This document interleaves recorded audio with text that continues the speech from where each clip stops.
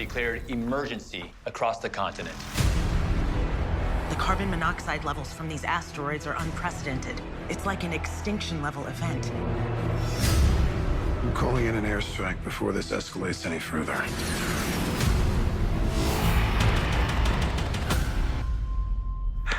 Save our son. Mom's here, okay? We gotta go. Don't you see what's happening here? It's everyone for themselves. If you need someone to kick some monster ass, I'm your guy. Showtime. This is no longer about war. It's about annihilation.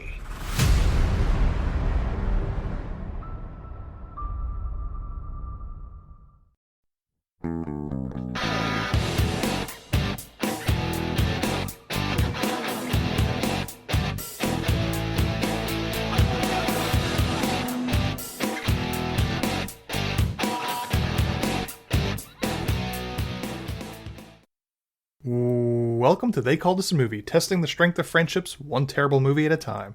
Subscribe to the podcast on iTunes and other podcast services by searching They Called Us a Movie and find us on Twitter and Instagram at TicTamPod. That's TCDAM Pod. We are also now a proud member of Geek Vibes Nation, and you could find them at gvnation.com. Welcome back to They Called Us a Movie. This is Anthony Delvecchio. With me, as always, is Dan Aquino and Mark Meyer. Say hello, gentlemen. Hello, friends.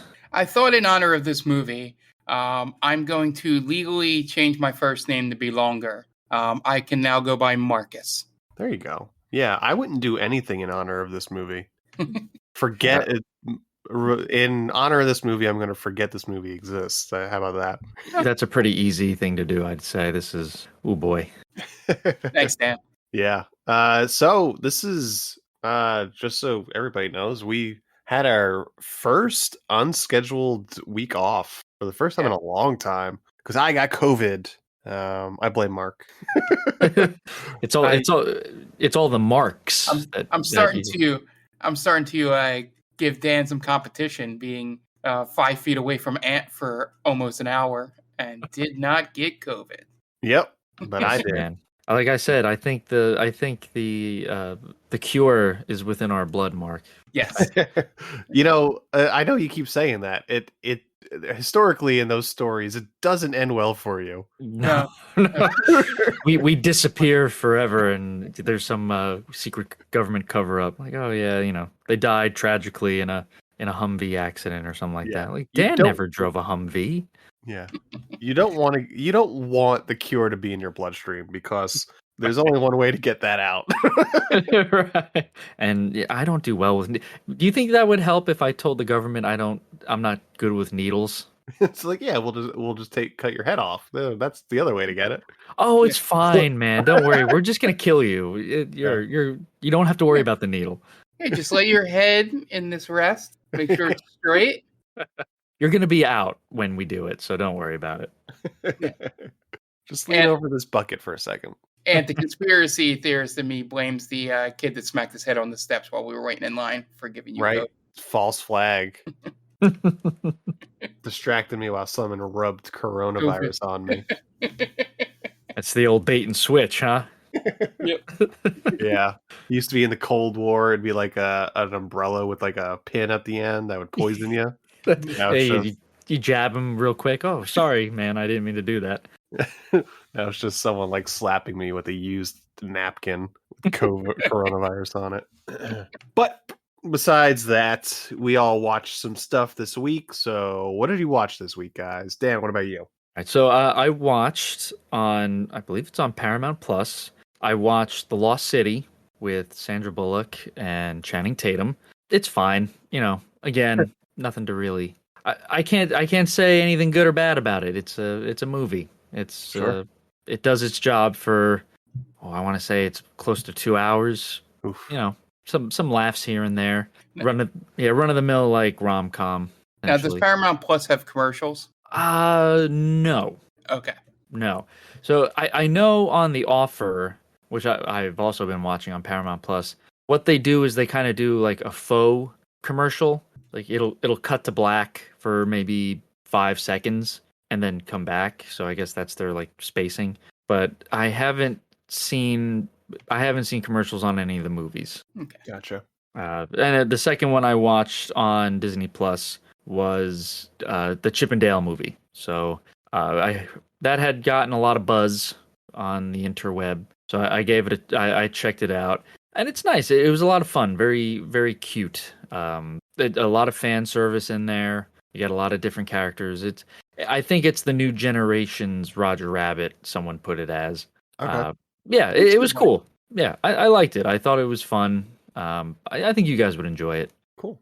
All right. Mark, what about you? Yeah, so that segues into the thing I watched like, pretty well. Also, something that I saw in the zeitgeist on my Twitter feeds and all that, and something I don't normally watch, but everybody was talking about this this anime that just came out on, I believe it's Hulu, Spy Family. Apparently, the writing was pretty amazing and not like kind of played with the idea of anime stuff. Like basically they know that the cuteness is the little tiny child in the show, and just play that up. And then just the idea in short is that you're following this spy that can disguise himself as anybody basically, and he needs to create a family to take down this terrorist he's trying to take down. So he goes and adopts a child that he doesn't know can read minds. So she's constantly reacting to like anything he's thinking or the people are thinking around him. And it just leads to, in the writing there, it leads to some pretty good comedic situations, which I actually laughed out loud while watching. And then the wife that he ends up having is a trained assassin. So, and the only one that knows everything, like the secret identities and all that, is this little 6-year-old girl that can read minds. So, and she's also like a fangirl of spy assassin novels. So it's like she's having this dream fantasy thing about being in this family. But the writing's real sharp. You know, it's not over the top tropey in sort of things, and the situations are, while slightly predictable, are kind of satisfying and do touch at some weird social issues that you don't think about, because the assassin lady is like a 27-year-old single woman, and you know there's a whole subplot about the people around her, and maybe the government itself thinking that's something she should go to jail for. And yeah, it's kind of interesting if you're into anime, and I think you would really enjoy it. And I think if some people just like some you know, well-written shows, I would give it a shot, and kind of just not even think about the anime part. But yeah, check it out. It's on Hulu, and it is very good. That's really the only thing I've watched over the 2 weeks here. I do have some plans for the holiday weekend, so hopefully we'll be talking about those next week. Okay, great. Yeah, it's funny that you said that this was in the zeitgeist. This is the first I'm hearing of this, so we definitely run in different circles. I follow a lot of video game people, so it's no surprise that an anime popped up amongst them. I usually ignore most of the animes that they talk about and recommend, but they just the overwhelming amount of people that were talking about it, and you know, made me go, oh, maybe I should at least watch it and get a shot. So gotcha. As for me, I took my COVID time to watch a bunch of stuff. Not a whole lot, but just a good amount. I did watch one that will become a movie we're going to review sometime down the line in the near future. So I'm not going to talk about that one right now. But I also watched some movies, some newer ones, some movies that I haven't seen before that I probably should have. But I watched Old, the M. Night Shyamalan movie, Old. You mean The Beach That Makes You Old? The Beach That Makes You Old, the very same movie. It's M. Night is competent in terms of his filmmaking, but he's also a schlocky director, and he doesn't realize he is. That's the problem, is that he doesn't realize that this movie can be fun, but he's trying to turn this into a elevated horror type movie where I would like to just see crazy shit happen, bones break, and we see them sticking out and shit like that. And it just doesn't happen here. And there's also a moment where there's a part of this movie where it feels like it's about to end, and if it ends there, it's easily a better movie. But it doesn't. It continues for another 25 minutes. And because those 25 minutes, he has this in him that he needs to tell you exactly what was happening and why this beach is doing that. For me, I'm one of those people who's like, you know what? I don't need to know sometimes. And I really felt like this movie would have been so much better because by the end of it, and that part where I was like, if this movie ends now, it would be a pretty good movie. I didn't need to know what happened. I didn't need to understand why it was happening. Yeah. But unfortunately, he just kept going and kept telling us exactly what happened. So there was no surprise. And it just was kind of, I think the explanation was kind of lame. And it kind of changes the message of the movie. But it's like a 5, I would think. It was almost a 6.5, I would say. I said a 7, but that's a little generous. It's probably more like a 6.5 before that happened. So this had the effect on your opinion, like the last 10 minutes of Birdman had on mine. Yeah, essentially, yeah. Where Pretty much. Like, yeah. It's also, I felt like it was probably too long too. I don't remember how long it was, but I felt like it was too long. I think it wasn't even 2 hours, but it's like an hour and 30 minutes would have been fun. I also watched for the first time, at least all the way through. I've seen clips of it before in my life. I watched Eyes Wide Shut. Oh, why? I have no idea. I can't tell you why I decided to watch it, but I don't know. A lot of people say this is Stanley Kubrick's best movie, and those people have seen this and Barry Lyndon. That's the only explanation I could think of. Because it's so it's not I can't say it's a bad movie. It's a well done, well directed. Acting is fine. I don't think Tom Cruise is as good as people give him credit for in this movie. I don't think he's that good. Because the chemistry between him and his at that moment wife is not very high, which is telling. Didn't they split up kind of almost not like after it, not but long after, within the next maybe 3 or 4 years or so. Okay, yeah. It's dull. It's fucking dull, man. And I wish I could tell you that there are moments at the end where it gets interesting and all of it pays off. Fucking doesn't, as far as I'm concerned. It's a whole movie about a dude that's really bad at cheating on his wife. That's most guys, though. Right? There's not many guys out there who could successfully cheat on their wives. Yeah, but he's he's trying really hard and he can't seem to do it. Like, it just never happens for him. He even goes to a prostitute and then is like, no. And he's like, well, now I'm going to go to I'm going to invite myself to this weird sex party. And he doesn't get laid there. Then he goes back to the prostitute in one of the cringiest, like, desperate things. And she's not even there. And then he finds out she has HIV. So it's like, wow, that's a good thing I didn't fuck that chick. Probably better than I did. And then he tries, but instead he tries to fuck that girl's roommate. And then she tells him that the other girl tested positive for HIV. He's like, man, dude's just getting cock-blocked all over, quote unquote, New York City, but it's obviously shot in London. Yeah, he needs to get a little more clear before he can be good at cheating on the wife. But what's crazy is this at the point where Cruise has his long hair phase? It's a little long. It's not. Okay. It's not Magnolia long. Okay. Where he's got it like in the bun. I can't imagine, even if we're in a world where we're pretending that, obviously it's not Tom Cruise, it's whatever character he is. I can't imagine he'd have a hard time getting laid. Well, no, everybody wants to fuck him. Okay. It's and not. He just doesn't know how to do it. People aren't turning him down. It's more of just something always comes up where it's like, well, I guess I shouldn't now. Okay. Like his wife, he's about to fuck the prostitute, and his wife calls him like, "Hey, how long are you gonna be?" Like, I got some things I gotta do. I'll be back soon. Ruin the moment, kind of thing. Ruin right? the moment, and he was like, Okay. "Oh, never mind." And then the most desperation was when he goes back to see the prostitute. He brings her like pastries. I was like, "What? This dude, man, the fuck, dude." Yeah, everyone knows to woo women, you have to bring them cheese. Yeah, exactly. That's what I've read. Yeah, it was like, and every time he just goes home to Nicole Kidman, she just talks about how she wants to fuck other dudes, or she's dreamt about fucking dudes in front of him. It's so I don't get the appeal of this movie, to be honest with you. I really don't. People say they love this movie, and he's got so many better movies. I wonder Like, if they're just saying that because it's a Kubrick movie. yeah, I don't know. I feel like it's people just trying to be different. Mm-hmm. Like, oh, like kind of the galaxy brain sort of thing.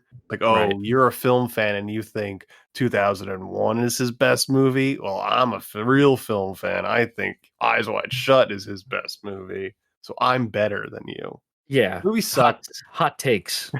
The movie kind of sucks compared to his other movies. There's so many better ones. 2001, Clockwork Orange, The Shining, Paths of Glory, Doctor Strangelove. All of them are better than this movie. Was this his last movie? This was he delivered the first cut, which wound up being, I think, more or less was the final cut, and then he died like 4 days later. Maybe that's why too, right? People kind of jump on the bandwagon. Yeah, there's a lot of movies he's done that's better. Half of Full Metal Jacket is better than this movie. That I agree with. The first half, right? Yeah. Yeah. Okay. There we go. Yeah. I have no. I've had plenty of chances to watch it. I have no desire to watch that movie. I can't give you a reason to watch this movie. Oh. And I like Tom Cruise. I mean, Nicole Kidman looks great in this movie, and she gets naked.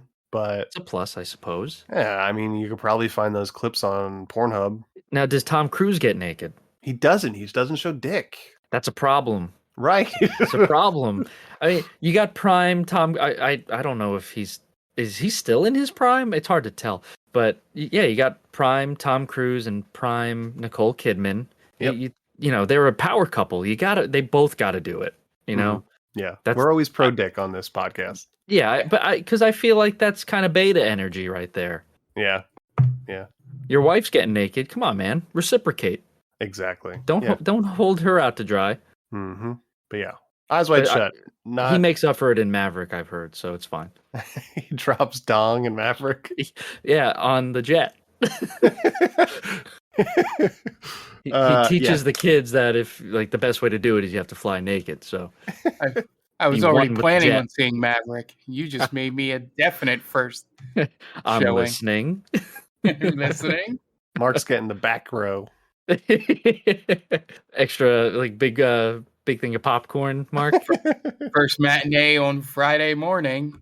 Back row, big popcorn. There you go. Hey, listen. You know what do what you got to do, man. Yeah. Just let us know how it went. Call someone else if you get arrested, though. Yeah. Tom. Yeah, Eyes Wide Shut. I'm not the demographic, I guess. I don't know who is, but yeah. Angry loners, the unemployable. Exactly. Yeah, and the only other thing I watched really was The Warriors, which is another movie I haven't seen, which was fine. That was, cult classic, but not right home about. But I did watch something else that I do want to touch a little bit on, because this week was our May movie of the month, and that's the reason why we watched the movie we watched. But I decided that I was going to watch the movie I had picked to go into the poll, and I watched Deadly Cheer Mom on Tubi original. And this is a note to all the people that voted on this and voted on the movie we watched. You done fucked up. Because Deadly Cheer Mom was great. That's all I got to say about it, except for Deadly Cheer Mom is directed by, I believe his name is Dan Campbell, I believe. Okay. Hold on one second, I'm pulling it up. Doug Campbell. Doug Campbell has also directed such classics as Zapped Again, the Disney Channel original movie, but most importantly, Accused at 17, Betrayed at 17, Stalked at 17, Missing at 17, Stalked by My Neighbor. Does this starting to sound familiar? Uh-oh. Stalked by My Doctor, Stalked by My Doctor, The Return, Stalked by My Doctor, Patient's Revenge. Go ahead, Mark. Now, did you read those in release order? This is release order. Yep. Because he's done 100. He's done 100 movies between 2009 and today. Because he's done a bunch. This is the first that I realized that Stalked by My Doctor was not the first movie. Mhm. in the Stalked by series. Yeah, Stalked at 17 was before it. And At- Stalked at by My f- Neighbor too. But then he really hit gold with Stalked by My Doctor. I had no At f- idea that he actually directed this movie before I picked it. And I didn't know until like 20 minutes before we got on this podcast. But it's great. It's hilarious. It's all about like deep fakes. And I love the one trivia note in this is director Doug Campbell was inspired to make this film after he was a victim of deep fake technology. What? Oh, man. wait, in 2009? I have no. This movie came out like this year, Oh, okay. 2022. Holy shit. What a story. I need to know more. But yeah, Deadly Cheer Mom. Maybe we'll watch it one day. And Uh, real quick, I thought when you were reading those titles, I thought it was one long title. Oh Like- no. Stalked at 17, Betrayed at 17. I was like, oh man, like this is a long title. No. Yeah, so Doug Campbell, he also directed Deadly Cheer Mom, and it's great. Maybe down the road we'll watch it. We in September, I think we're due for another Stalked by My Doctor movie. I think that's There what we we're go. watching them. So yeah, but that's all I watched this week. So we're gonna take a quick break and listen to some ads, and we'll be back in a second. And welcome back. Now it's time to get into this week's movie. And this week was our May movie of the month. And we decided, because we really couldn't think of anything that was specific to May, we just decided, you know what? Let's dip into what Tubi has to offer in terms of its Tubi originals. So we all picked 3 Tubi originals to go up against each other. Mark had picked First Person Shooter, I believe, is the name of Yes. the movie. Yes, I find it funny. Even he said, I think all 3 of these movies are very closely represent to what we look for in Probably. movies. Yeah. I picked the aforementioned Deadly Cheer Mom, which 100% is exactly the type of movie that I pick. And then we wound up getting chosen for us Dan's movie. Dan, you want to introduce this week's movie? Sure.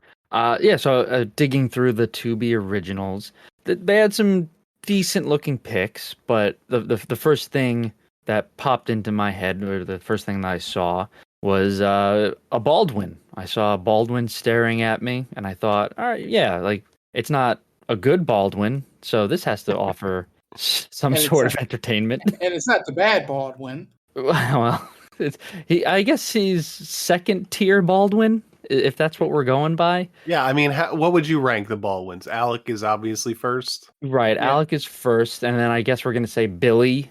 No, I think you mean William. No, never, never ever. I don't care what he's trying to do with his life now. It's I always guess It's really- like a Larry Lawrence Fishburne situation. I guess it really all just comes down to where you rank Billy Baldwin and Daniel Baldwin. Yeah. Because Yeah. Steven is obviously the worst. Last. Yeah, I don't know Billy and Daniel's body of work that well. I mean, if you showed me a picture and you said it was either one of them, I would be like, yep, that's it.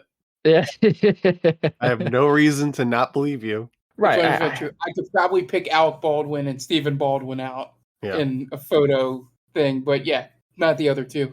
I Yeah. even forgot there was a Daniel Baldwin, to be perfectly honest. Well, I forgot there was Stephen Baldwin. I knew Daniel. I was like, I know there's another Baldwin, and yeah, Stephen is the. I guess he's the black sheep of the family. Yeah. But yeah, listen, could be worse, I guess, if you're the Baldwins. So yeah, I saw that, and War of the Worlds: Annihilation is the name of the movie. I just figured, War of the Worlds, it's a classic. Let's see where they go with it. And they took a hard left turn into Boringville. Mhm. This was oof. Just so you know, I'm looking at a picture of Daniel Baldwin, Alec Baldwin, and Billy Baldwin. I still don't know which one is which in terms of Daniel or Billy. So who's the youngest? I don't know the hierarchy. I think it's Steven. Stephen is the youngest, all right. And Daniel Baldwin was in Biodome, right? No, that's Steven. Is it Stephen? Oh shit, yeah, that's bad. Okay, yeah, I Steven don't is know what. Steven's in Biodome and The Usual Suspects. So Daniel what's Baldwin. Daniel in? Are 2 of them in Backdraft? Or am I misremembering? I have no idea. I know one of them is. I don't know my Baldwins. I can't tell my Baldwins from the others. Daniel Baldwin was in Nothing But Trouble, which we've covered here. Oh, that's right. Yeah, for a time, he seems like he's the Baldwin you got when you couldn't get Alec. His Yeah, movies so- like Bodily Harm, Mulholland Falls, Yeah, Vampires. It looks like Billy had some decent movies in the early 90s, right? He was getting some play, right? He had Backdraft. Yeah, he was the one. He had, I think he was in a movie called Fair Game, and that's with Cindy Crawford, Cindy Crawford, right. Christopher McDonald, Salma Hayek. Yeah, he seems like he had a decent career on his own. Yeah. Born on the 4th of July, Flatliners, Backdraft, Sliver, Pretty good. Fair Game, Bulworth. Yeah, not a bad decade for Billy Baldwin. Is he? I think he's also in. There was a movie where they were talking about famous. Oh, I think he was in the Santa Claus or Fred Claus. Was that him? Where it's like the famous siblings, and Billy's talking about how it was tough to be Alec Baldwin's younger brother. I don't know. It's one of them. If you're talking Fred Claus to me, and you might as well be not speaking my language. It's Greek. It's all Greek. Yeah. The classic Fred Claus. Come on, man. Yeah. No, I don't know. No, my first what I wanted to talk about was because again I thought there was only 3 Baldwins, so I was gonna do the old fuck Marry Kill, but I can't do that. There's 4 Baldwins. Yeah. And I don't know them well enough to do anything with them. Billy Baldwin is also in Forgetting Sarah Marshall. Oh, he's the cop. Dixicle. That's right. That's pretty good. Yeah, he's done his own thing. Yeah. Fuck, Marry, Kill. Let's see. I will just combine Daniel and Billy, I would say, because they're interchangeable. Not to be inappropriate, but I got to kill Alec before he kills me. That's tough. I definitely Alec Baldwin is the most successful, but he's also a prick. I would not want to marry him at all. He's unhinged. Yeah, because he'd also, if he's not gonna verbally abuse me over the phone, he's probably gonna make me have a ton of kids. Assuming I could have kids in this scenario, right? But Hilaria has popped out 9 of them in a span of 4.5 years. That's not even mathematically possible, but somehow she's doing it. It's the Baldwin gene. Yeah, they're workers. Yeah. So yeah, I think I'm gonna kill Alec Baldwin before he kills me. I mean, that's the surprise pick. So I guess I'm marrying Daniel Billy, and I'm fucking Steven. Yeah, I'm not happy with any of those. Yeah, you sounded. Hey, yeah, you definitely. If we're killing Alec in this situation, and you definitely fuck Steven because it would bother him the most. I just want him out of my life as quickly as possible. So if I'm not killing him, I'm just fucking him. Yeah, I don't want to live with Steven Baldwin. No, because imagine being trapped in that biodome with him. That'd be awful. But is he okay if the weasel isn't there with him? No, I think he's like a MAGA chud too. Okay, yeah. Yeah. That's possible. Yeah, because I didn't know if it was Pauly Shore set him off. You know what I mean? Maybe if he's by himself, he's all right. But if you get Pauly Shore in there, that's what he's like. He has to kind of step his game up for being douchey. Yeah. Now, there was always this one line reading in Usual Suspects that just irked me. When they find Benicio del Toro's body, and he's on the beach, he's like, "We have to bury him." And with what? With our hands. And the way he says hands always takes me out of the movie completely. Bad line reading. Yeah, that bad line do reading. that for sure. So Steven, yeah, in and out of my life. This movie has a ton of bad line reading in it. All of it. Oh yeah. Yeah. I think Triago might be the only good actor. He's not bad. He's okay. No. Yeah, he's fine. He does the best with what's given to him. Yeah. But Mark, where are you coming from with War of the Worlds, Annihilation? That's the name of this movie. Well, I was excited when I think at some point early on, I think it's in the credits, has to be, when the word asylum popped up. I'm like, okay, maybe this can be salvageable, can be at least something. But no, it was 2 hours, and being on Tubi with commercials made it even worse. this brought me back to flashbacks of watching Justice League with commercials on the TNT app. Yeah, it was just even broken up over 2 sessions. It still felt way too long. And a lot of the stuff was pretty. I kind of saw where they were going with stuff, but I think they were trying to, like, when they tried to make a twist happen, it was just to make a twist happen. There wasn't much, built up for it, and it was just, I was like, And they don't even care about the twist. No. In the story. No. Like, and I was trying to see, like, speaking of the twist on Letterboxd, I was trying to like see if anyone mentioned the twist, and people didn't. So I almost felt like it was too subtle, because even in the goofs, they're naming goofs that if you know what the twist is, it's like that's not a goof. Like things about like military uniforms and stuff like that. Yeah, exactly. And it's just it was just really disappointing in the sense that it tried to be too serious and didn't go as crazy as asylum films sometimes go. And I think that was to its detriment.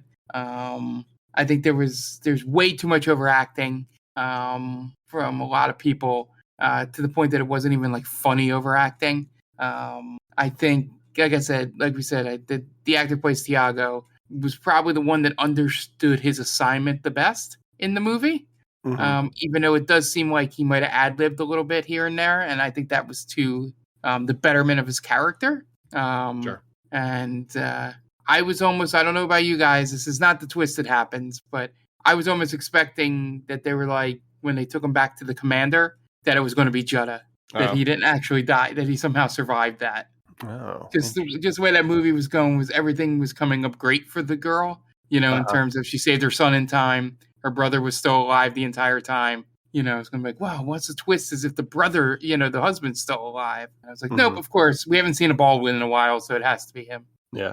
I was getting concerned when we didn't see Billy Baldwin for like 40 minutes of the movie. Yeah, it's a bait and switch if I ever saw one. Big time. Yeah, so this movie, so I'm a veteran of asylum movie watching. So I know that when they don't have giant pythons versus sharktopusses, it's not going to be great. I think we started off this podcast watching an asylum movie with the Land of the Lost or whatever it was called, the Land of Time Forgot. Yeah, and that went there where this didn't. This tried to teach a lesson bad, but we'll get into that. Yeah, the CG's bad. Yeah, the acting's bad. It's entirely too long. There's just so much time to just crib off of things that we've seen before, like Independence Day. The twist is it has been done 100 times better, probably like a dozen times by the Twilight Zone. If you're listening to this, you haven't watched the movie, I don't suggest you watch it. But the twist is that we're watching this whole scene play out, thinking that we're watching Earth get invaded by aliens. The twist is that we're watching an alien planet get invaded by Earth. Dun dun dun. So, but the movie does not care about it. We hear it once, and it never goes anywhere. It doesn't change the plot. Doesn't change any aspect of the movie. And the Twilight Zone episode I know of is Third from the Sun, where you're watching these people escape a dying planet, and they're like, at the very end, it's like, well, it's just 1 million light years away, and third from its sun, called Earth, and fade out with Rod Serling over it, which was an excellent episode. Yeah, probably done way better. Yeah. This, on the other hand, they do the little they do a little things here and there. We were talking off podcast, like the names are almost names you've heard before, but just slightly off. Like Triago and Ashlaya, and what was Luca's real name? Isn't it Lucas? It says Lucas. No. It's I did say it pre-show. Yeah. Correctly. But like Patlin, that's like someone's first name is Patlin. Like what? Jutta. Like these are names these are like words that oh, like that could be a name, but they are like it's. I've never met anybody with these names before in my entire life. It's like they put this into a word processor, and like, all right, well, whatever the computer comes out with, that's what we're Right. naming our characters, and then like, ah, there we go. Yeah, it's like that old Japanese baseball game. Yes. Mark, you probably know where it's like they kind of portmanteau like real baseball players' names into each other, so it's like Yeah. Dave Winseco or something like that, instead of Dave Winfield. It's like Sleeve McMichael or something like Yeah, that. exactly. So it's just slightly off, and like the guns are just slightly weird looking. I noticed, and maybe Everybody has different guns. yeah, it was like the army has like several different guns. No one's uniform. yeah, the handguns are very plastic looking, and I wasn't sure if that was like a style choice or just like cheap prop choice, because this movie was not cheap. Oh no, No, it looks was not very cheap. What would you say? Would you think the budget was for this movie? Oh wow, bud. Couple million? I'm gonna say 8 million. Oh no, estimated. Yeah, Go ahead. I was gonna jokingly say 20 because half of that goes to William. Estimated budget $22 million. yeah. Jesus Christ. No. Where? Yeah, I don't know. Billy Baldwin's getting scale. There's no way he's getting them more than scale for like No. a week's worth of work. I have no idea. No idea where the money went for this movie. It's bad. It's boring. More than anything, it's just boring. Yeah, That's... so go ahead, Mark. I'll admit to you, Anne, that I didn't fully put the twist together until you said it about the names being connected to the twist. Sure. And as you read them off and then repeated the twist that I caught, I was like, that's why their names were weird. Yeah. Okay. Right. They're the aliens, right? Yes. Yeah. And I'm like I got all the other connections you mentioned Yeah. in terms of the twist, and then just reading off the names again, because I mentioned it before the podcast. I was like, oh, I don't know. It seemed like it was on purpose, but it also been insensitive, the names they were coming up with. Oh, okay. Sorry. I was just having that moment. Yeah, Putting no, all it's the fine. pieces together. Yeah, it's just they're just off. They're not off enough that you'll be like, why is that person named Omicron 9? That's weird. Yeah. Yeah, but then the alien, quote unquote, is named Gwen. Yeah. That's a dead giveaway. Like Gwen. Yeah, I guess it's all that stuff that you think is like, well, because like people are talking about like the military uniforms are off. That's not what they would wear, and Billy Baldwin's got a beard that wouldn't fly in the U.S. military. It's like, well, I guess these are all things that kind of point to the fact that it's not actually Earth. But yeah, it's an interesting twist done very poorly, I will say. And as you were saying before, how it's just a boring movie. I can forgive a lot of the movies that we do that are bad, but there's a lot of entertainment value. Like we covered Raw Force recently. Bad movie, but it's anything but boring. Yeah. I can't forgive a bad, boring movie because it takes you right out of your experience. Mm-hmm. Yeah. So, War of the Worlds: Annihilation from 2021 is directed by Maximilian Elfelt, director of Avengers: Grimm Time Wars, which is exactly what you think it is. It is a ripoff of the Avengers with Grimm's fairy tale characters. It's also directed Bachelor Night, End of the World, Apocalypse of Ice, Dracula: the original living vampire. Stars Ari Thompson, William Baldwin, Noel Guglielmo, or Guglielmi, Rashad Freelove, Kennedy Porter, Emery Franklin, and Michael Marcel.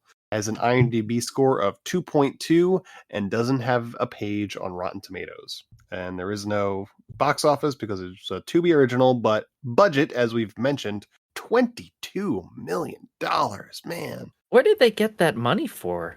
Or like, where did they get it from, I guess, right? That must be it's Sharknado free. money. Maybe, yeah. Because, I don't see, it's a free service. I'm assuming Asylum put up the money to fund the actual movie, and then it sold it to Tubi. Gotcha. Okay. Yeah, this did we mention how they solve this movie is basically the ending of Independence Day. Yeah. So yeah, the end of the movie is they hack their computers using their own computers. And And then the mothership takes one shot and just crash lands. yeah. It's like if the Star Destroyer in Star Wars got hit once by an X-wing and just like tanks. Blew up. And the main character of Ashlaya, she's kind of like, she's giving us the techno babble for what she's doing, and like, I'm trying to figure out the code and like if it's compatible, blah blah blah. And there's a soldier there. Like, well, how do you know if it's gonna work? I'm just gonna have to guess. That's not a line you write into your movie. I'm just gonna have to guess. No, that's a stupid thing to say. Yeah, there's a lot of like contrivances that come with this twist. It's like they all speak the same language, right? The DNA is exactly the same. It was like, yeah, I mean, I don't know how else you would do it, but it's like it all kind of just like is a shrugging of the shoulders. And that really doesn't make sense. I think the reveal of the twist might be where it gets lost, because when it's supposed to be the dun dun dun moment, they immediately have an explosion like a half second later. Yeah.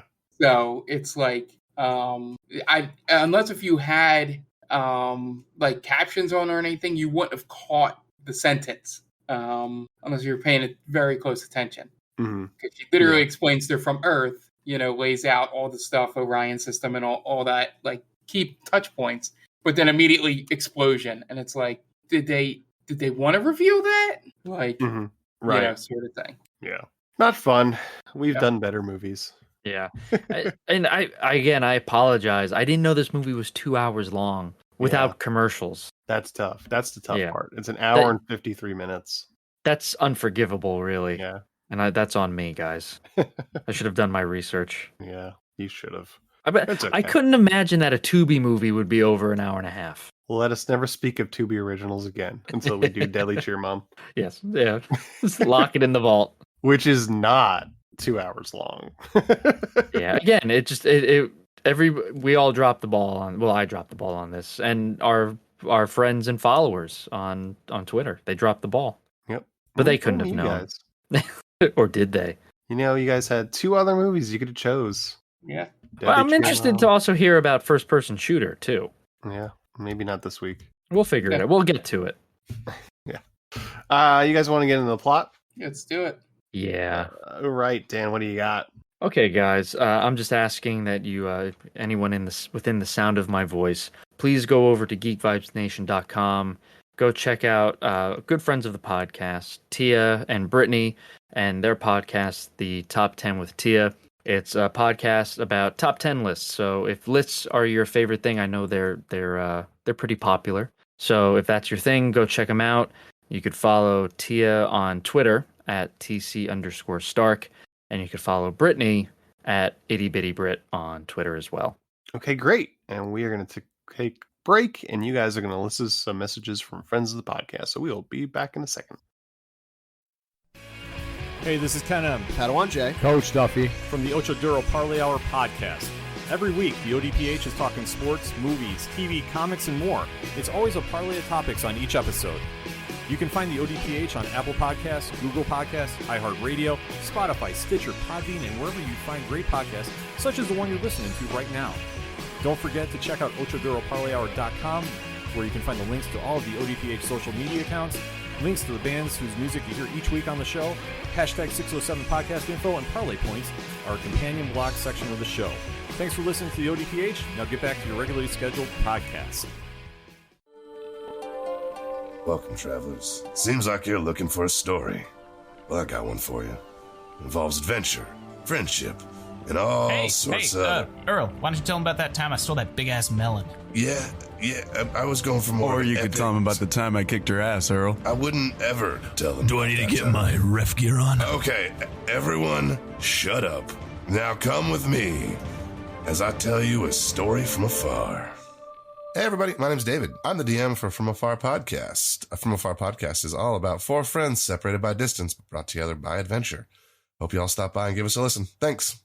And welcome back. Now it's time to get into the plot for War of the Worlds: Annihilation. We open on some asteroids careening towards Earth as a couple stops their car to enjoy the night sky.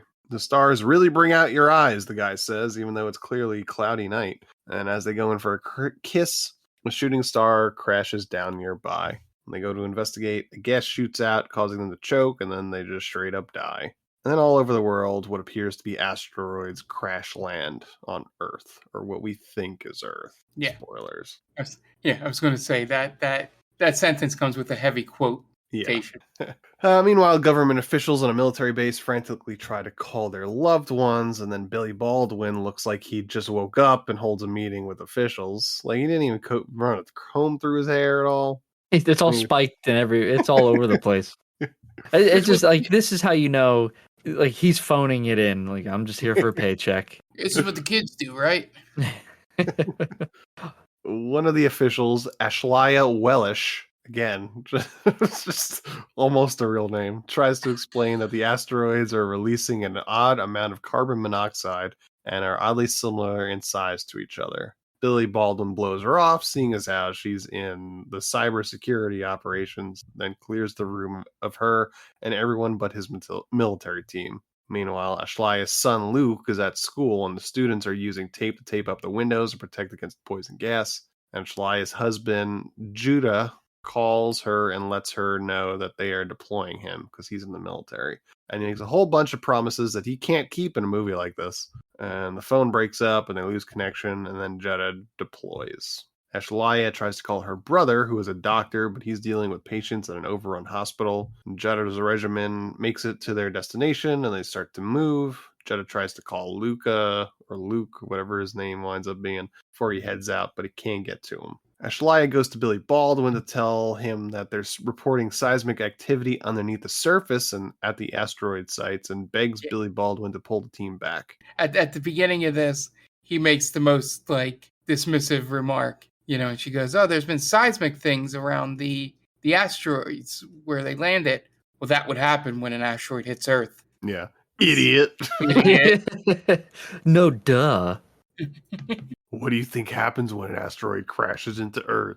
Seismic activity. This is they never tell us, and there's a few things wrong with this movie. It's one, it starts off very fast paced without kind of giving us a time frame of when the attack started to where we are at the end of the movie. Mm-hmm. I think from what I gathered, it all takes place within like 2 days, I think. Yeah, but it also feels like it's been like months. Right.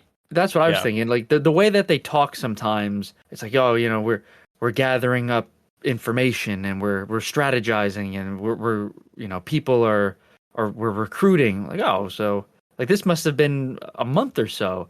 But then you're like, oh no, you should have seen how it was the other day.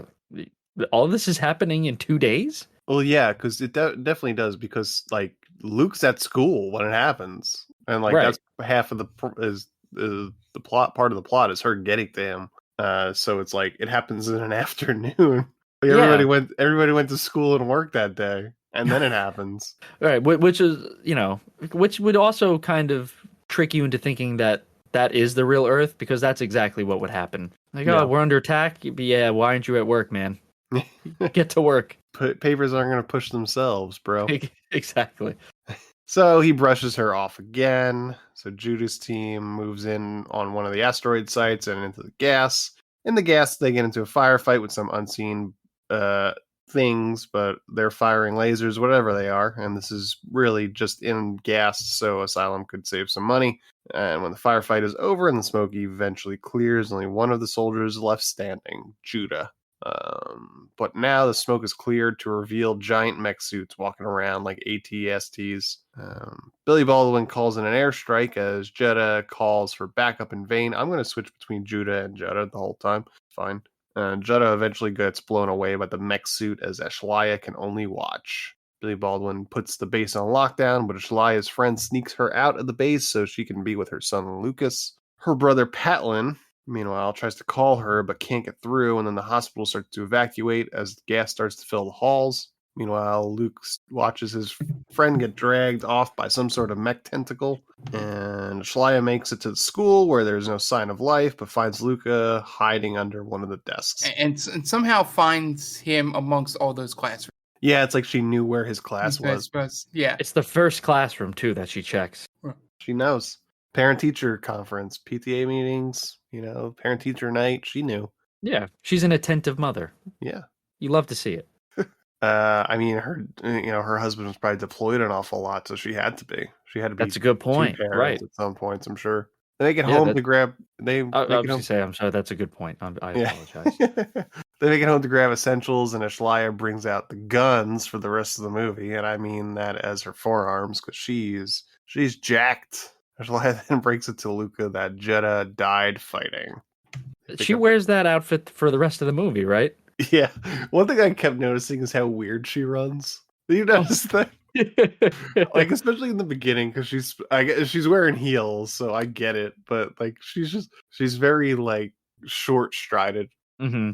It just made me laugh. She might be the biggest overactor. I mean, she does fine. Like, listen, for what this movie is, she does fine. She's probably the biggest overactor out of everybody. Mm-hmm. Because she lets you know what she's thinking or feeling at every moment in this movie, just through facial expressions. Mm-hmm. Big, over the top facial expressions. They pick up everything they could grab and leave. Luca grabbing a pocket knife off his side of the table before he leaves. Patlin goes to a convenience store to see if there's any supplies, but a junkie comes in and starts hassling Patlin for his bag, assuming there's meds in it. Junkie tosses Patlin on the ground, but Patlin then finds a gun behind the register and pulls it out, pulls it on the junkie, and then says that the lengths they are resorting to is not the right way to go about things, and it's not us, it's them. And then he leaves. Which is also a huge... Now, looking back on it, I thought that's such a stupid line, but looking back on it, that is very much us, quote unquote us, not whoever they are. Yeah, but they all have the same guns apparently. That's what I was like. There's like the conceit is that where like so we've independently developed very similar technologies in firearms, automobiles, the school systems, hospitals. Yeah, I mean, I get that's like the suspending your disbelief a little bit, but yeah. And then we are the ones that have the mech suits and the fucking laser beams. Right.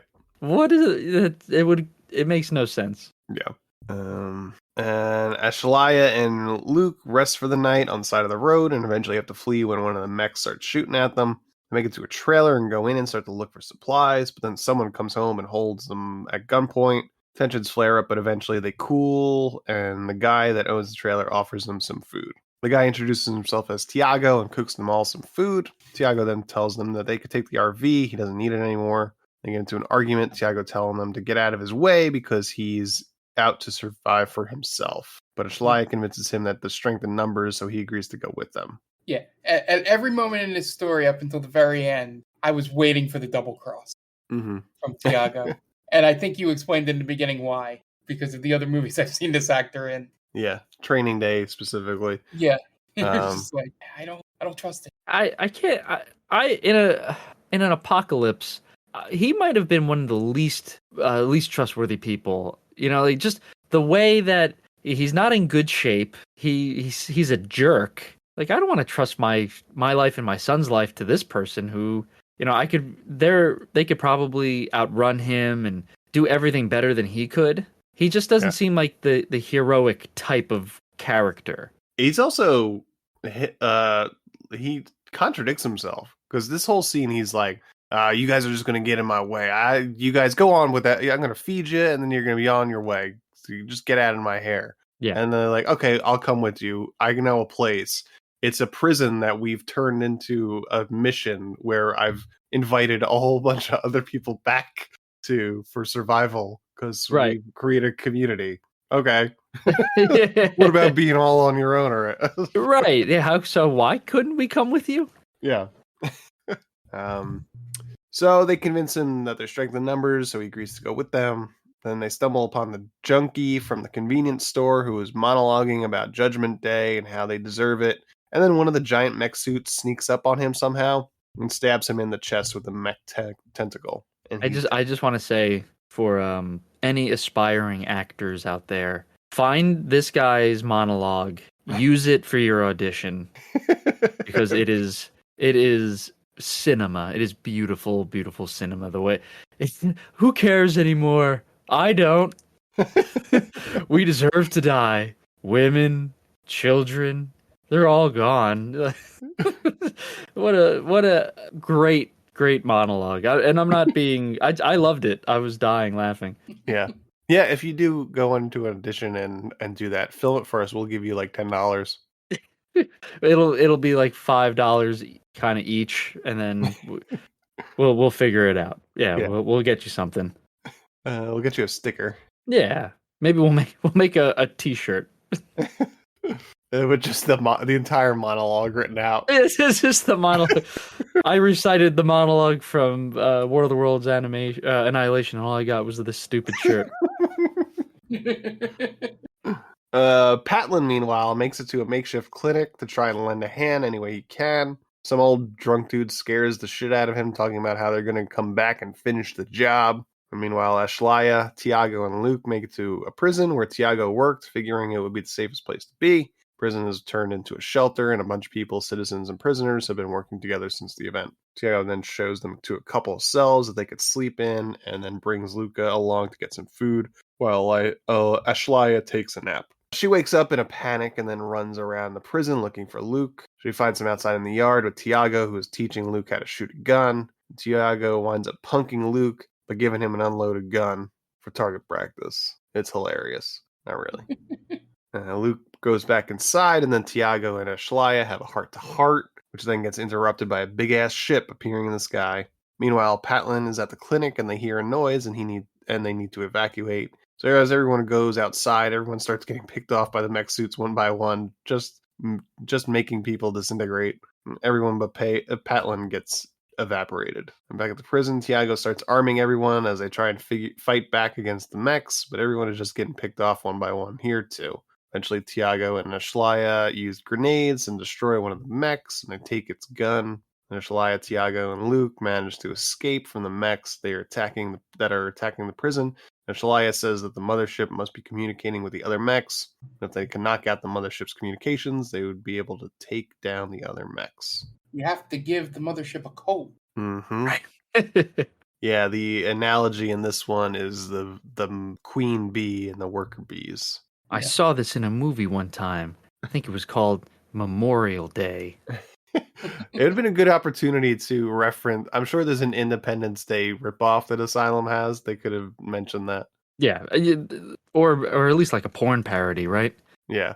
There is, when they are at their house and they go into Lucas's room, there is a poster that says the tornadoes versus the sharks. Oh, there you go. Yeah. As in Sharknado. Yeah. Very tongue-in-cheek. Mm-hmm. Patlin comes across an injured alien pilot, and he takes off its helmet to reveal that it's a woman, one that looks human and speaks English, a female pilot. Who would have guessed? She has an injured leg, and he says he can help her.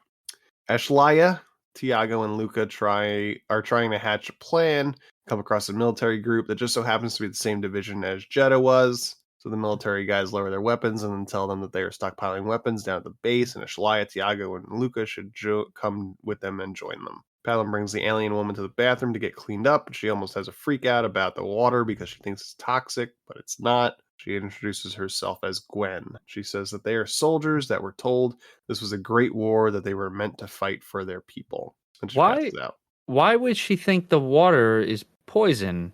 It's the same as on Earth. Well, I think, what if she keeps saying Earth is dying, and then when we see in the, I guess what is supposed to be a mid-credits scene, the people on the ship are all like hooked up to oxygen. What if Earth has gotten so bad that water is toxic? Oh, I guess the water supply is poisoned. Yeah. Mm-hmm. Because I'm assuming this is like supposed to be the future, obviously, because Earth doesn't have giant spaceships. Right.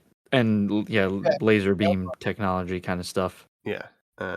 He tells her they need to get to the hospital, and she thinks they'll kill her, so he manages to find her normal clothes to pass her off as non-alien. Except they forget to, you'll get to it, cover up the most identifying mark on her. Yeah. They mention it, and then they don't do anything about it. Yeah.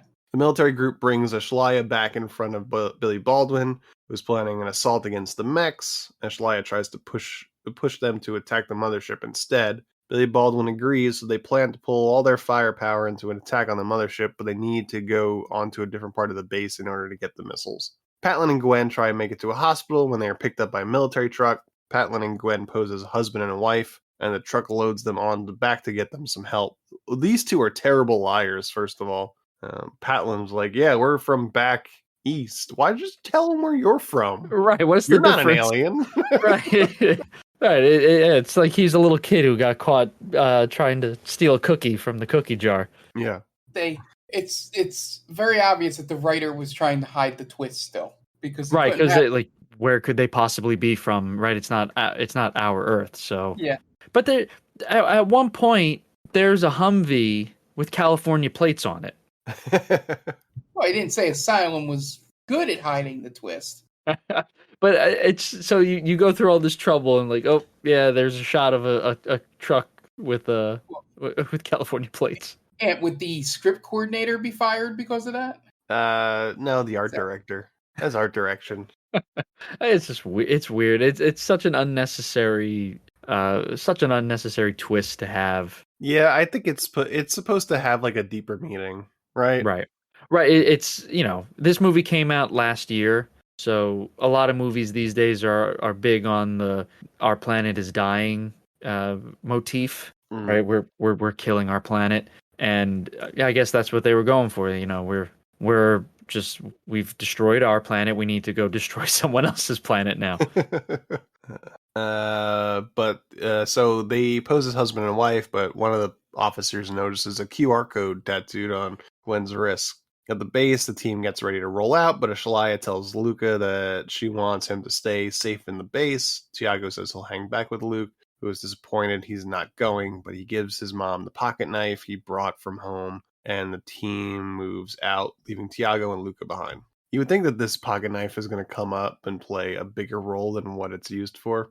But it was meant to be a lot bigger than what they thought when filming and writing this movie that would be, a lot bigger movies. They go, oh, the knife! The fans. Yeah, I mean, it's used to jam open a circuit breaker because they don't have a Phillips head screwdriver, basically. But why doesn't the officer have a knife on him? Wouldn't it have been great? I feel like that's standard something to have, right? Yeah, at least nearby. Like, how great would it have been instead of taking the pocket knife, he takes the screwdriver, the Phillips head screwdriver from home, and like, this was Dad's favorite screwdriver. He always taught me, always have a tool nearby. Yeah. Maybe that's human technology. That's Earth technology that they had no answer for. Oh my God! It's bolted on some of these screws with I couldn't tease on the top. How am I supposed to get this open? All I have are flathead screwdrivers. And that's why they had to leave. We need to find a planet that doesn't have these. Yeah. It's infuriating. A lot of the big moments in this movie where they try to make it impactful, and they all just fall so flat. Mm-hmm. I think there's a scene, right? I think we're coming up on where Tiago, he kind of like sacrifices himself for Luca or Lucas, and so he dies, and then the fucking roof falls on the mech, killing the mech. Mm-hmm. Like, you just ruined the big sacrifice. Yeah. Or isn't he shooting at the sea? Is he shooting at the roof to try and knock it? I thought he was shooting at the mech. That makes more sense. Oh, it makes perfect sense. But from what I remember, actually, it doesn't make sense at all. You're going to shoot the roof? I mean, yeah, I feel like at some point they have to realize that shooting at these mechs isn't working, so they need to try a plan B. But why? All right, so you have the scene in the prison where they use the grenade. Yeah. And the grenade works, it's gangbusters on these things, apparently. Yeah. Why not have other grenades? Yeah, right. And I'm assuming the caliber of the bullet for the machine, like the machine gun, or what with the turret, it's got to be pretty devastating, right? It's not your normal caliber. Mm-hmm. So why is it like why are grenades the answer, but not anything else? Yeah, I don't know. Yeah, they don't explain it. This movie fails already. You know. Yeah, it's it was I was holding with together it so well. Yeah, I was with it up until that point, and then I had to walk away from it.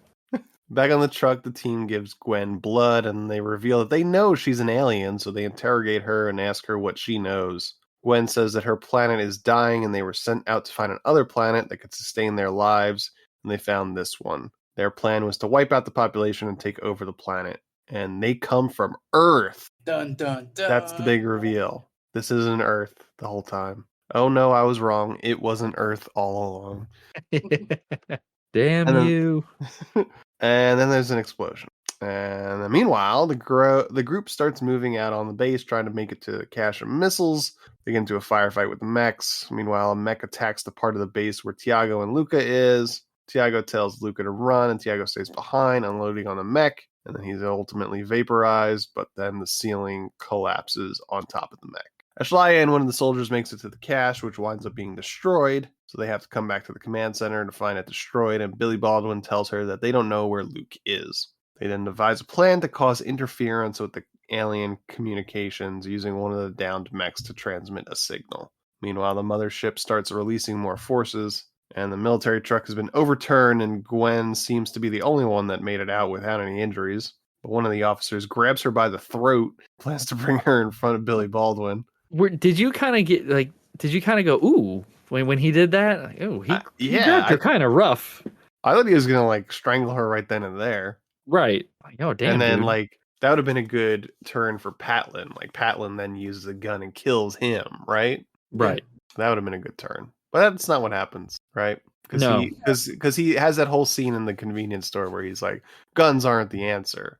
And then let's say the officer Brennan is the only other one that survived the crash. And he's like, this is all your fault. I'm gonna kill you. And then that gives Patlin the opportunity to say, hey, sometimes guns are good. I don't know. Right? Yeah, that's really a good message. But it wouldn't be the first time we've seen that in a movie. Yeah. There's a movie specifically that does that we've covered, and I can't think of which one it was. I remember when we talked about the new Texas Chainsaw Massacre. Oh yes, exactly. That was right. The girl that survived a traumatic experience with guns, and then it's like, oh, but all you need is a good guy with a gun to come around. That's exactly weird. Then they devise plans. Grabs her by the throat, plans to bring her in front of Billy Baldwin. Ashlaya tries to hack the system, but is running out of time as the mechs start to march on the base. But they just had a countdown clock the way Billy Baldwin was acting. Yeah. 2 minutes. And this is where the pocket knife comes back into play, where it just is managed to jimmy open a console. She manages to hack the system and turn the alien drones against the mothership, and start to fire on the mothership, which then immediately just crashes, and then the rest of the mechs fall when the mothership does. I like in this scene, the mechs are attacking the base, and Billy Baldwin is using binoculars, and they're no more than 100 feet away. These things are as big as buildings, and you need binoculars to see them? I can see them with my own eyes, dude. Right, they're not very far, Billy. It's I get it's for dramatic effect. You're in charge, but you could probably just use your own eyes there. Yeah, they're like 10 stories tall. They're pretty easy to spot. It's a clear day. At that moment, the officer brings Patlin and Gwen to Billy Baldwin, but Baldwin tells him that Patlin is cool, so let him go for now. The officer Brennan tells Baldwin that Gwen is the alien, but he immediately assumes that this means that aliens can morph into humans. Then Gwen says that aliens did a recon mission, then realized the DNA structure matches the aliens. And then Ashlaya freaks out on Patlin for helping the alien and pulls a gun on Gwen, telling her that she has lost everything because of them. And then Gwen tells her that she is at her mercy, and if Ashlaya chooses to kill her, she will accept it. They notice that there are smaller ships coming off the mothership, and Gwen says they aren't warships, they are refugee ships, and they're innocent people on them. Then Luke comes out of the back after all this commotion, and Ashlaya hugs him. Then she shows Gwen the video of Jutta, tells her he died because of her people. Gwen says she has family too, and they are on the refugee ship, but she understands the loss that Ashlaya has. And then That scene is so cringy. Yeah. Like, she gets on her knees. I am at your mercy. Yeah, it's weird. It's a little weird. She treats her like she's like a judge, jury, and executioner. Yeah. Yeah. Throw myself at the mercy of the court, basically. Yeah. Like, I don't understand the whatever planet they're on, the inhabitants of this planet, like, and their like baby face turn, you know? Right? Like they're the ones that are attacked, and like, but we need to show mercy to this invader now for God knows what reason. She doesn't do anything. She hasn't helped them out in any way. Right? She's not the key to any of this. Yeah. So I don't understand why Ashlaya is like, you ruined everything, but I can't kill you. Why not? She did nothing for you because your brother kind of has a thing with her. Yeah, I guess it's just the whole idea that they don't look, if it's the difference between aliens that don't look like us versus aliens that look exactly like you, yeah. We're Okay. like, wow, what are we becoming? We're turning on ourselves by turning on them, We are the Walking Dead. Exactly. Yeah. This movie is very Walking Dead. Like when it went to the prison, I was like, Jesus, this feels like The Walking Dead. Yeah, Well, Gwen was very subservient to a person with authority with a gun because she is from Earth. Right, she knew better. Probably from the United States. Yeah. I gotta follow this guy. No, and then they turn on Billy Baldwin. Yeah. He just loses favor immediately. Billy Baldwin. He prepares an airstrike despite everyone pleading with him to call it off. Eventually, the officer refuses to give the airstrike command, and everyone pulls guns with Billy Baldwin, who slinks away, calling everyone traitors as he does. I don't know how they'd let him leave with a gun. Right. He's like a cartoon villain. I'll get you next time. Yeah, like they didn't go, he won't go out there and just start picking off these refugees one by one. Right. I fully expected him to come back at one point when they're all getting together to, I guess, break bread in a way. Like, Billy Baldwin's still out there with a gun. What's to stop him from just coming in and blowing a few of them away? Everyone else decides to make up and hug and then set out to meet the refugees with open arms. And then we fade out, and then Billy Baldwin somehow managed to steal an alien spacecraft, pilot it through a wormhole and back to Earth all by himself, and starts firing it on the planet. And that is the end of War of the Worlds: Annihilation. My favorite acting in this movie is Billy Baldwin's eye. It's constantly twitching. Yeah. When he's getting ready to fire, or he's having words with all of his crew or whatever, his soldier. There's nobody on that ship. No, who is he talking to? He's talking to himself. He piloted it himself. It's just, let's see how they handle their own weapons.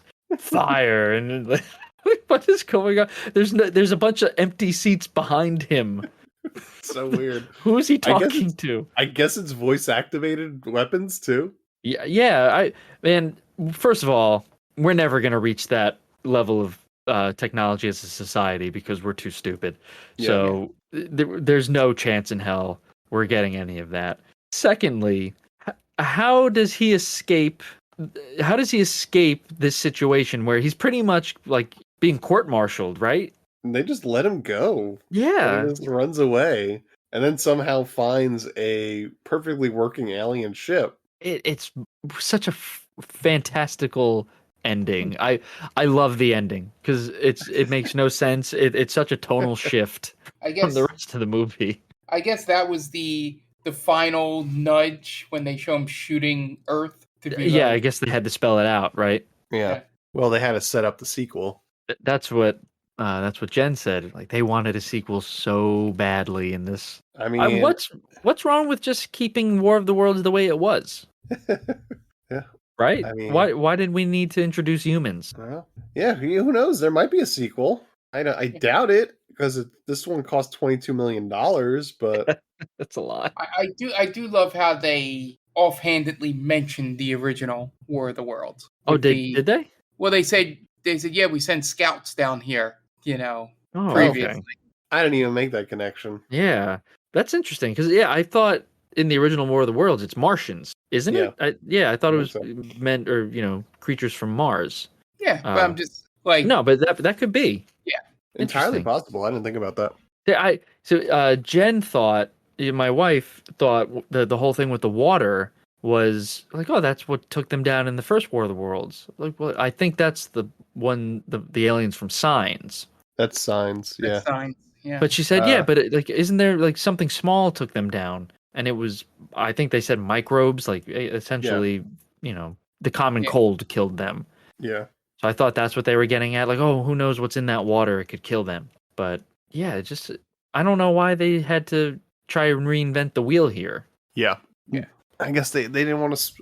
It's crazy because they spent $22 million on this movie. I don't know where it went because I'm like, oh, well, they just wanted to save money without like having to have like prosthetics for aliens or something like that. But it's like $22 million could have paid for that easily. Yeah, easily. And you don't have to use a ton of different aliens. You just make one or two. Mm-hmm. And you use them over and over again. Now I was curious. I had a question for Mark. The mechs in it. Did they remind you of the Metal Gear Solid robot? Yeah. Like the design was very sleek and the only difference is because it's the first Metal Gear robot. That one has like they gave it like a shield and stuff like that. Like fine, but a lot of it's based off that, and then slightly off of Gundam anime. Sort of with the giant mechs like Titans and Titanfall, and it all comes from the same culture essentially. But yeah, you could see somebody played a video game before when creating the robots in this movie. Yeah. Because even the bigger ones resembled something I've seen in a video game before. Interesting. The ones that kind of looked like a T-Rex. It looked like, because to me it reminded me a little bit of the again the Metal Gear Solid, and then the what's the robot from RoboCop? E something. Yeah, you know what I'm talking about though. From the first RoboCop, it's like the bipedal flat top machine. ED-209. Yes. So it resembled that a little bit. Yeah, and the ATSTs from Empire Strikes Back. That might be what I'm thinking of with the giant. Or Return of the Jedi, actually. Yeah, like the head part of the big ones with the force fields around them looked a lot like the Star Wars. Yeah, it's again, just a lot of dull moments in this movie, a lot of really bad line reading, unfortunately. And I'm not putting this at the feet of the actors. I think they do the best that they can with what is available to them. But yeah, just a lot of scene chewing in most scenes. I wasn't connected to any of the characters. Like after a while, I was trying to figure out, why do we have the brother in this movie, the doctor, mm-hmm. right? Because they don't meet up until the very end of the movie, and we know nothing about their relationship. Ashlaya and what was his name? Patlin. Yeah, we don't know their relationship. Like, did they love each other? Did they was there kind of a rift? There's nothing connecting us there. So I don't care if they meet up or not.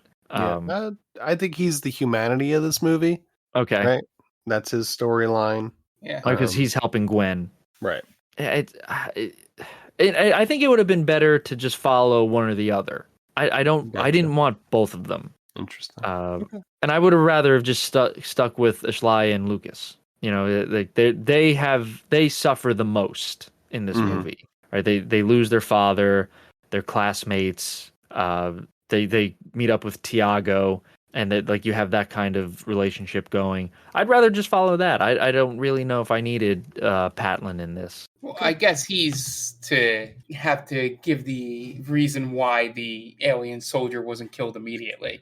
essentially. Yeah, because he's a doctor. He's trying to help people. Yeah, it makes sense. But Yeah, for that was the that was the excuse they came up with for that.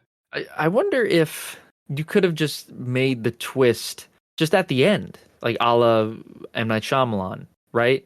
Like you don't need Gwen in it to spell it out. Oh, this is humanity. Yeah, because you could have Ashlaya could have figured, a la Jeff Goldblum, given the mothership the virus, the cold, shot down their mothership, and then they're going to inspect the ship, and they just find a bunch of people who look like them, and maybe you could show the captain's log.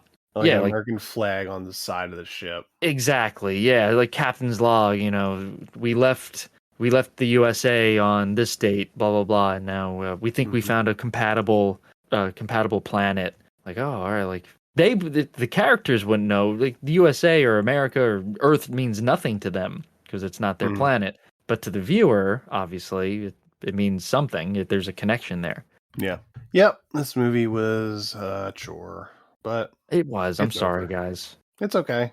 It's really, when it comes down to it, it's their listeners' fault. Right. And, we got some feedback on the Twitter poll, which is always, we love that. And, we always highly encourage it. And someone had the same reason for picking this as I did, because it's a Billy Baldwin movie. Right. So Billy Baldwin still puts asses in the seats, I guess. He does. It's not like that Daniel. Right. Yeah, what is he doing? He's just mooching. Yep. Not a damn thing. That's for damn sure. I always, anytime I see something with a Baldwin in it, I always just imagine what their family gatherings are. And I always think it's never good. Yeah. Because they're all very pretentious people, it seems like. Yeah, they're probably just all assholes. Right.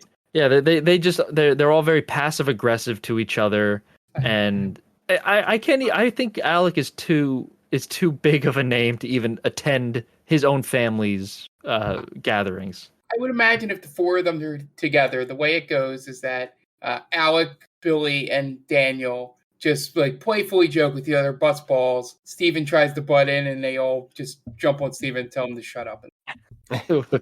Why are you keep coming back, Steven? Yeah, it's like, oh man, you're, whatever. I can't think of a good insult because, brotherly insult for the Baldwins. And then Steven goes, oh yeah, Daniel, you're this, and shut up, Steven. But everyone could hold over, again, it's in poor taste, but allegedly, yeah, like that's you hold that over Alec's head forever if you really want to be an asshole.